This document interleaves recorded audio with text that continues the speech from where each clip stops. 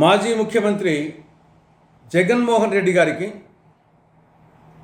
ప్రభుత్వం అసాధారణ రీతిలో 986 మంది భద్రతా సిబ్బందితో భద్రత కల్పించడం అనేది ఇది ఏమాత్రము సహేతుకం కాదు, సమంజసం కాదు.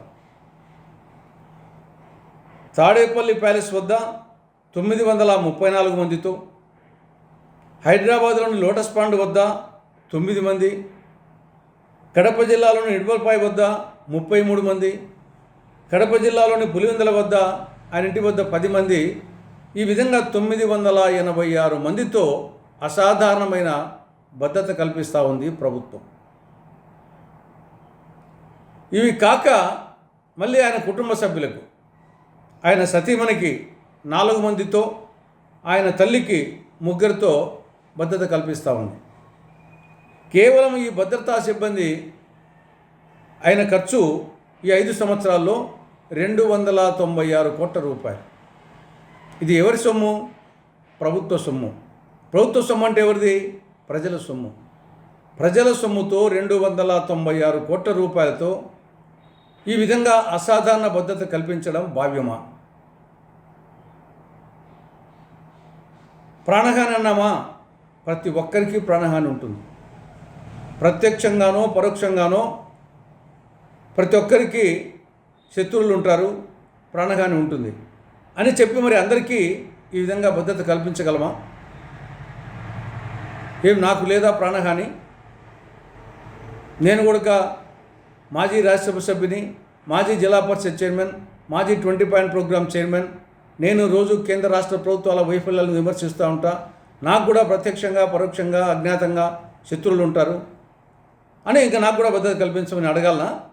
నేను అడగలేదే, ఒక్కరిని తీసుకోలేదే, ప్రభుత్వం ఇవ్వలేదే. నేననే కాదు, ఎవరికైనా సరే ప్రాణహాని లేని వాళ్ళు ఎవరు? ప్రతి ఒక్కరికి ఏదో స్థాయిలో ఉంటుంది. కాబట్టి ఇప్పటికైనా సరే అందరి ఎమ్మెల్యేలకు ఏ విధంగా భద్రత కల్పిస్తూ ఉందో ప్రభుత్వం, అదేవిధంగా ఆయన కూడా పులివెందుల ఎమ్మెల్యే, ఆయన కూడా కల్పించండి. అంతే తప్ప అసాధారణ రీతిలో కల్పించడం అనేది ఇది భావ్యం కాదు. వాస్తవంగా అయితే ఆయనే అడగాల, నా సెక్యూరిటీ తగ్గించండి అని చెప్పేసి, లేదా ప్రభుత్వం అన్నా వచ్చేసి ఉపసంహరించుకొని అందరు ఎమ్మెల్యేలకు ఇచ్చినట్టుగానే ఆయనకు భద్రత ఇవ్వాలని కాంగ్రెస్ పార్టీ డిమాండ్ చేస్తూ ఉంది. ఇక రెండవ అంశం,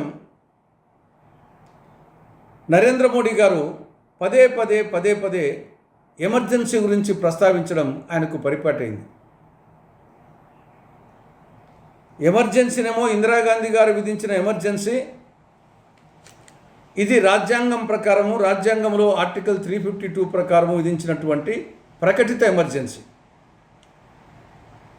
ఇది ఉన్నింది 21 నెలలు. మళ్ళీ ఆవిడే ఎమర్జెన్సీ ఎత్తేసింది, ఆవిడే ఎన్నికలు నిర్వహించింది.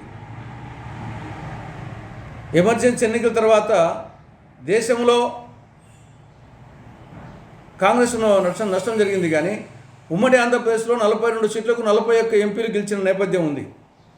కానీ ప్రస్తుతం జరుగుతున్నది ఏమిటి? నరేంద్ర మోడీ గారి నేతృత్వంలో గత 10 సంవత్సరాలుగా రాజ్యాంగ విరుద్ధంగా అప్రకటిత ఎమర్జెన్సీ జరుగుతూ ఉంది. 10 సంవత్సరాలు. అక్కడేమో సంవత్సరము 9 నెలలు, 21 నెలలు. ఇక్కడ 10 సంవత్సరాలు, 120 నెలలు అప్రకటిత ఎమర్జెన్సీ, రాజ్యాంగ విరుద్ధమైన ఎమర్జెన్సీ. మొత్తం రాజ్యాంగ వ్యవస్థలన్నీ నిర్వీర్యం అయిపోయినాయి.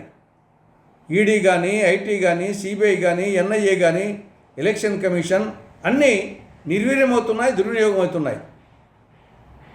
కాబట్టి ఇప్పటికైనా నరేంద్ర మోడీ గారు దేశాన్ని తన అధీనంలో ఉన్న అప్రకటిత ఎమర్జెన్సీ నుండి దేశానికి విముక్తి కలిగించాలని కాంగ్రెస్ పార్టీ డిమాండ్ చేస్తూ ఉంది. For more videos like this, subscribe Big TV channel.